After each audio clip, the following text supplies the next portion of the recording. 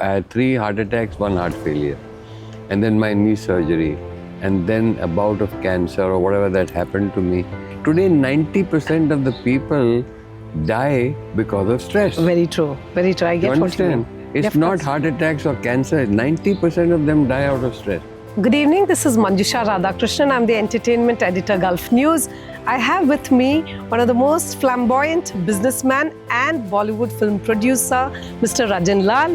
The reason why I'm talking to him today is because he is the subject of a very interesting book. It's called I Did It My Way. I love the title, by the way. It says, My Story of Love, Betrayal, Regret and Wisdom. So let's start with the title. Let's talk about the tagline here.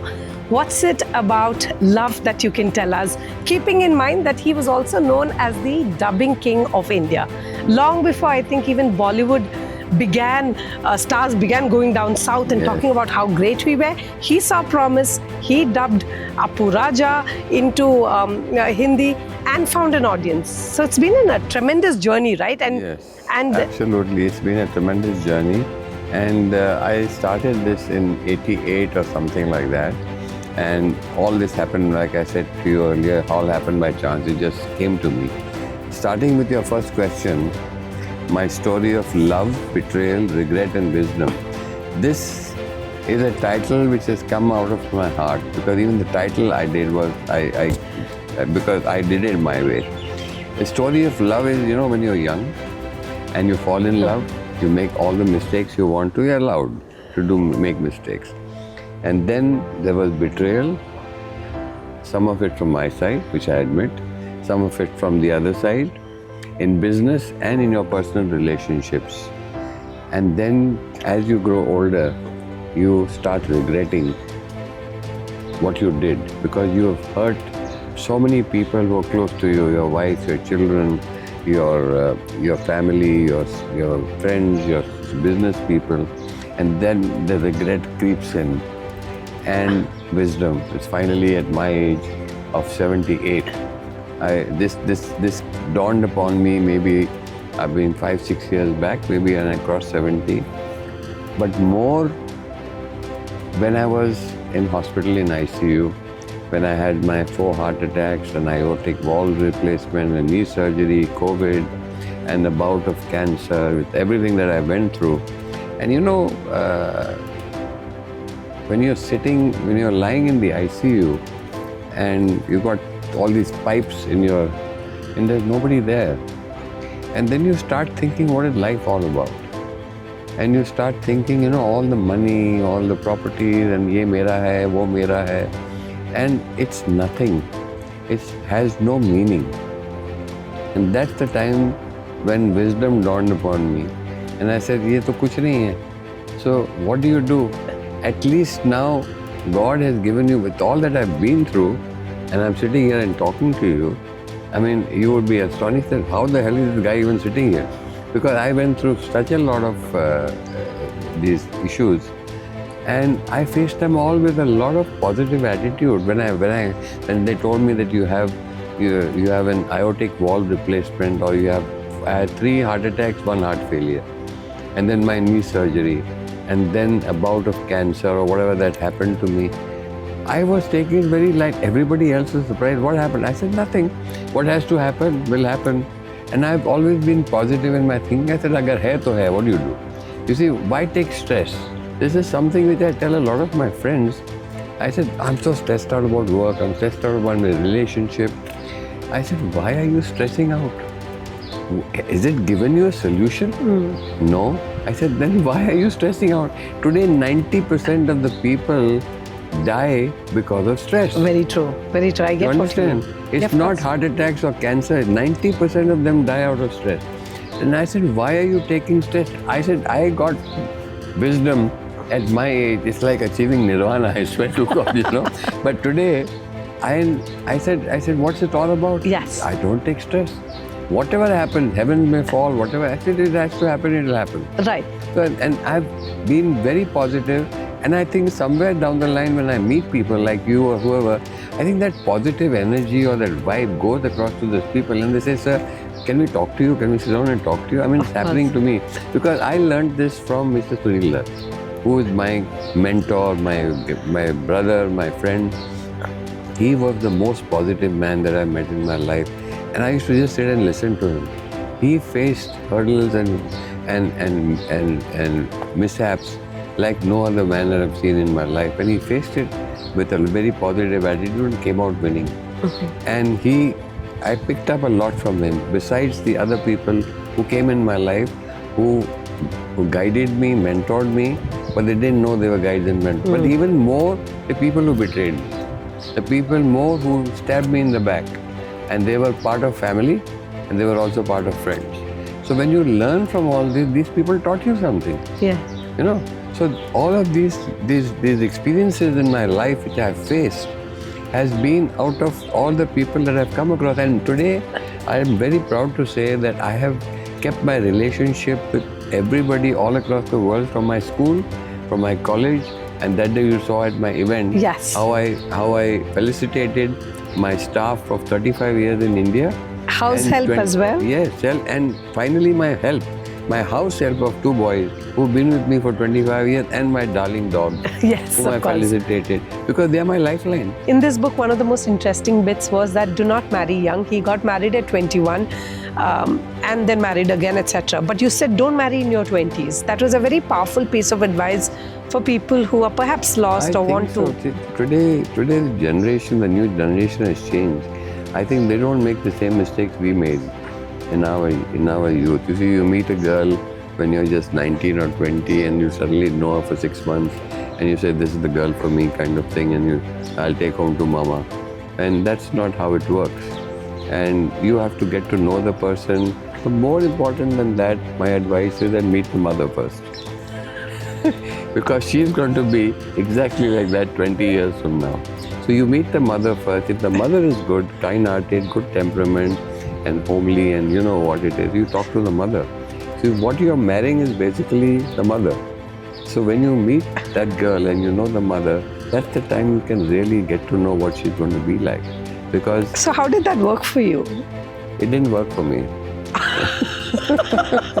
Even that did not work for you? It didn't work for me. Oh no! Because unfortunately, I had not met the mother.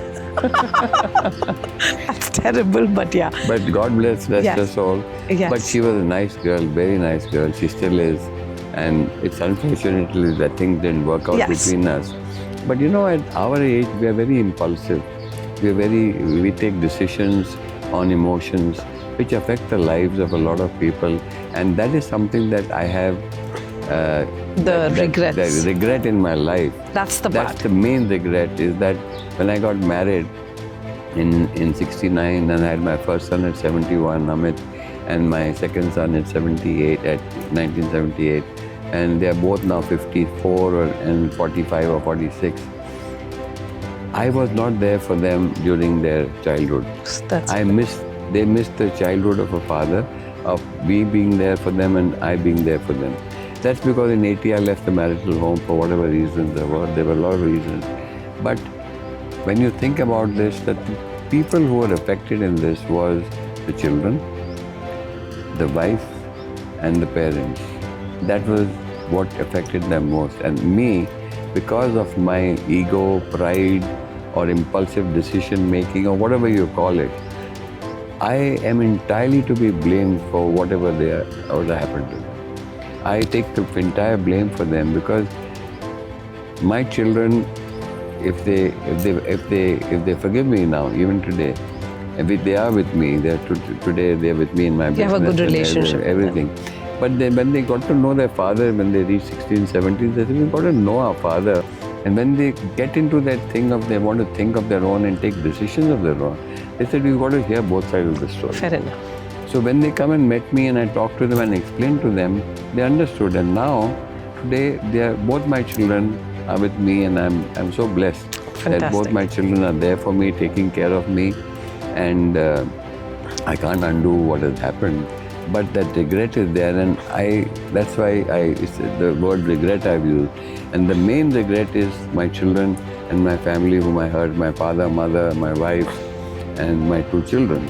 Of course, I was ostracized by society in those days, because when you do that, all your friends leave you. You know, when they're coming to meet you, their wives pull the husbands away, said, don't meet this man. This man has left his wife and family. So I was ostracized from society and lived with it. Last question. If your a life story was made into a movie, what would the title be? Who would star in it?